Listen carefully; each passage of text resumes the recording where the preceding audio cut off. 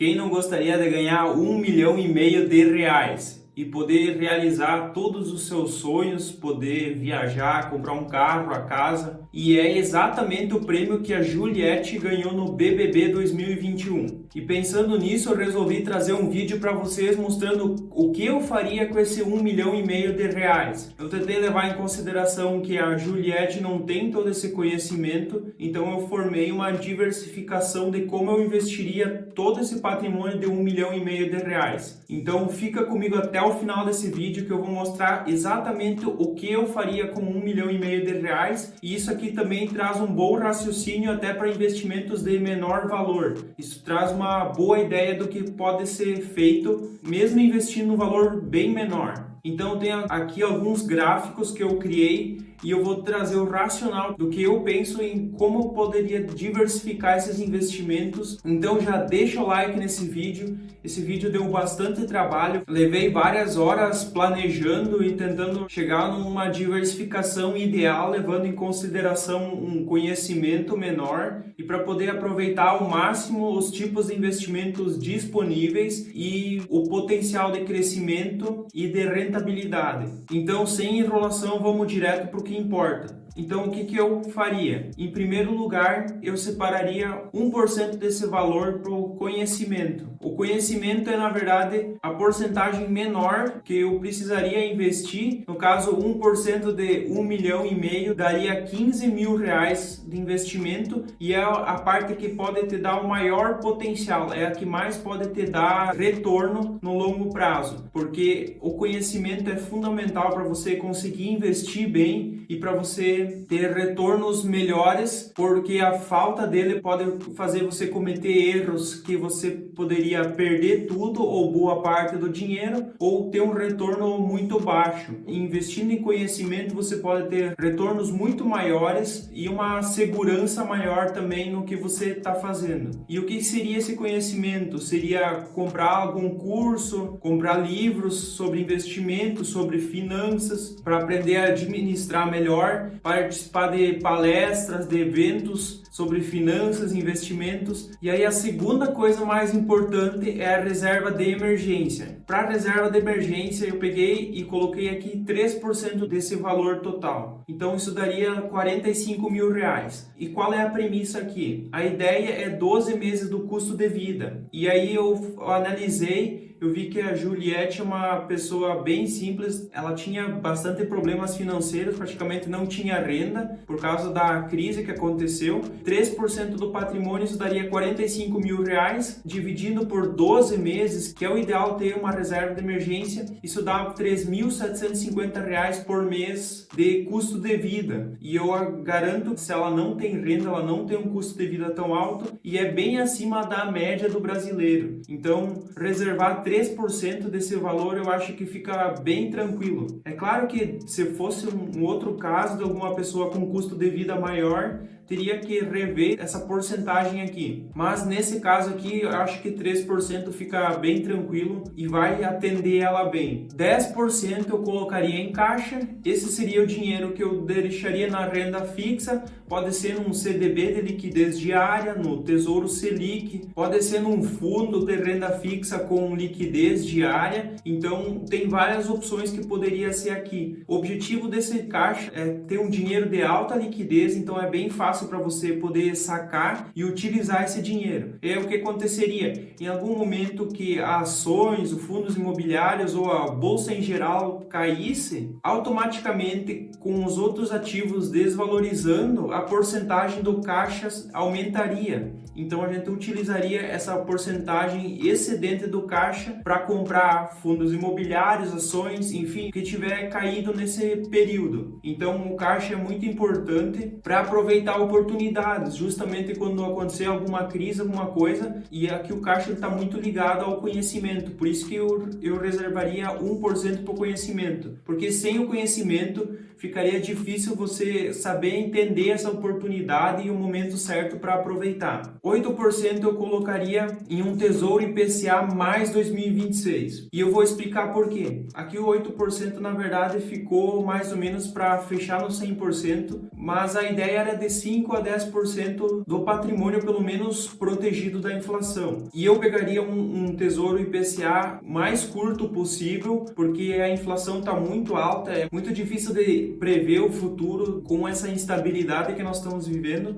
Então eu sempre tento pegar um título mais curto nesses períodos de incerteza. Eu até já fiz um vídeo falando sobre a inflação, eu vou deixar para vocês no card aqui em cima. Vocês podem dar uma olhada para entender melhor isso aí. Mas eu acho muito importante ter uma parte do patrimônio pelo menos exposto diretamente à inflação, porque se acontece alguma coisa, a inflação alta, a bolsa em período de queda ou estagnada, pelo menos alguma parte do teu patrimônio está rendendo acima da inflação. Então isso ajuda a segurar o teu poder de compra e não perder poder de compra com o passar do tempo. 20% eu colocaria em ações. Aqui as ações são ações brasileiras. Aí eu vou mostrar daqui a pouco para vocês a diversificação que eu faria nos setores e nos segmentos da bolsa, mas a ideia é ter pelo menos 20% do patrimônio exposto a ações, aproveitar empresas que pagam bons dividendos, mesclar com small caps, que são ações com maior potencial de valorização, e assim a gente pode fazer uma boa diversificação dentro das ações. Até no meu caso, eu investiria uma porcentagem maior, mas levando em consideração a minha situação atual. Como aqui eu estou considerando o caso da Juliette, que é a vencedora do BBB, eu tenho que considerar um perfil um pouco menos agressivo. Eu já tenho um perfil um pouco mais agressivo, então no caso dela eu recomendaria 20% em ações, e aí o meu maior percentual da carteira seria em fundos imobiliários, porque os fundos imobiliários eles são menos voláteis e eles dão um rendimento mensal. Assim ela vai estar todo mês recebendo um valor na conta. Se quiser utilizar, ela tem disponível para poder sacar e ajudar no custo de vida dela. O que eu consideraria ideal de fazer aqui, esses 1,5 milhão totalmente investido, todo o dividendo, juros sobre capital próprio, rendimento, tudo que receber, eu reinvestiria esse dinheiro. Aqui eu fiz até uma simulação, considerando ações e fundos imobiliários, ó.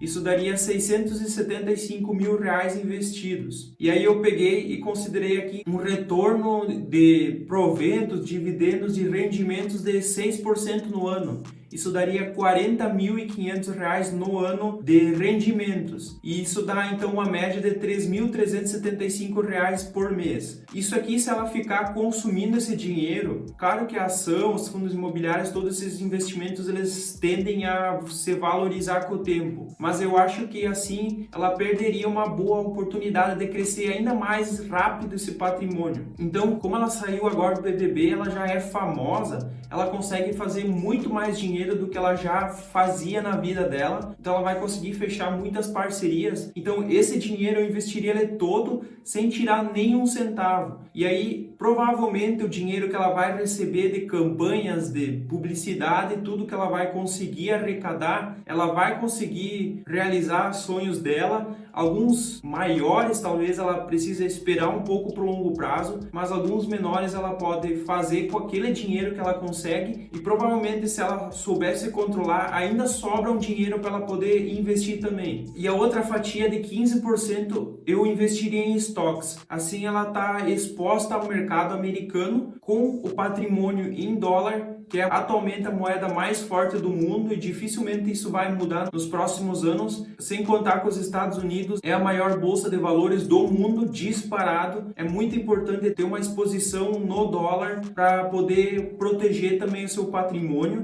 principalmente se você for ver nos últimos anos, o dólar praticamente dobrou de valor em relação ao real, então o real desvaloriza muito. Então é muito importante ter uma exposição fora do Brasil, principalmente nos Estados Unidos, pela influência que eles têm no mundo e pelo poder econômico que eles têm. E aí outros 10% em REITs, que é parecido com os fundos imobiliários lá nos Estados Unidos. Eu também considero ideal ter uma exposição a esse tipo de ativo que ajuda a dar um rendimento em dólar. Então isso aqui é muito importante também, além de proteger o patrimônio dela numa moeda mais forte, eu também acho um investimento muito importante para se manter. Outro investimento aqui, coloquei aqui investimentos no exterior, 5%. Aí o que eu considero investimentos no exterior aqui? Aí eu estou desconsiderando os Estados Unidos, que eu já reservei a fatia de 15% em ações e 10% em REITs. Então esses 5% seria, no caso, você comprar um ETF na China, algum ativo fora dos Estados Unidos e do Brasil,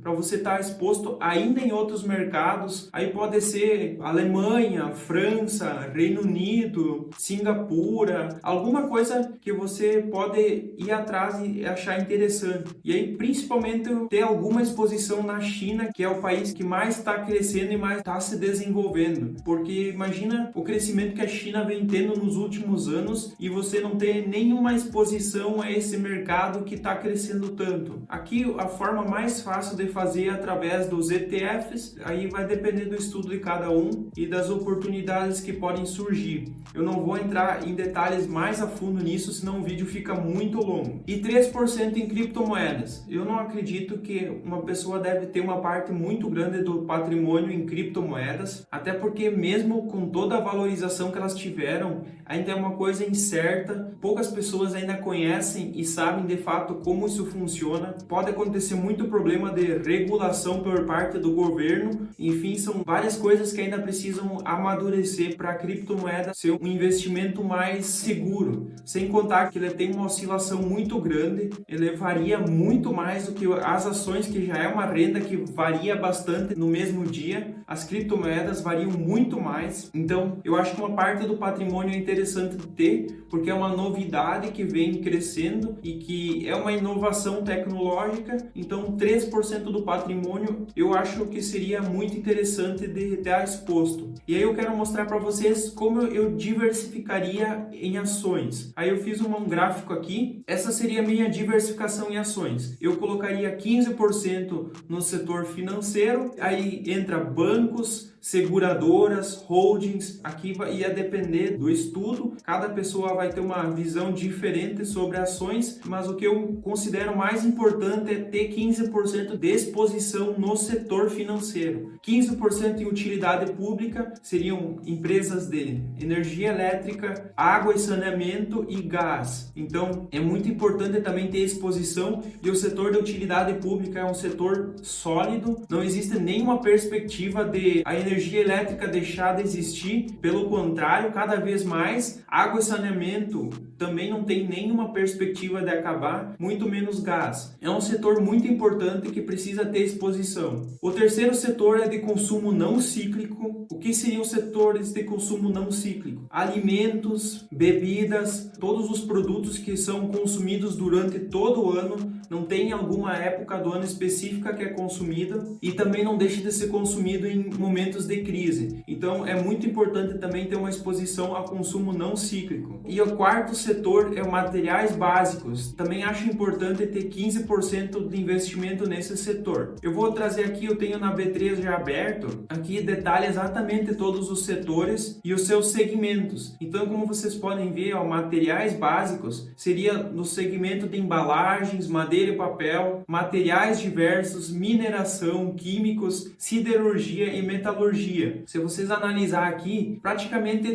todos esses segmentos eles fazem parte da nossa vida, seja no produto que você compra no mercado, que a embalagem é feita por esse segmento. Então é um setor muito presente na nossa vida e é muito importante ter uma exposição nele também. O quinto setor é de tecnologia da informação. A tecnologia está cada vez mais importante. Antigamente era um setor que nem existia, mas hoje em dia praticamente não tem como sobreviver sem a internet. Tudo que existe, os meios de comunicação, está tudo ligado com tecnologia. As fábricas, tudo com robôs automatizados, com softwares que controlam tudo. Hoje em dia já os mercados, todos com softwares que controlam estoque. Então a tecnologia virou um setor fundamental. Então não tem como não ter uma exposição nesse setor. O sexto setor é o de saúde. Também acho interessante ter 10%. Cada vez mais as pessoas precisam cuidar da sua saúde e cada vez mais, principalmente a população brasileira está ficando mais velha. Então o setor de saúde vai se tornar cada vez mais importante. Então também não tem como ficar de fora desse setor.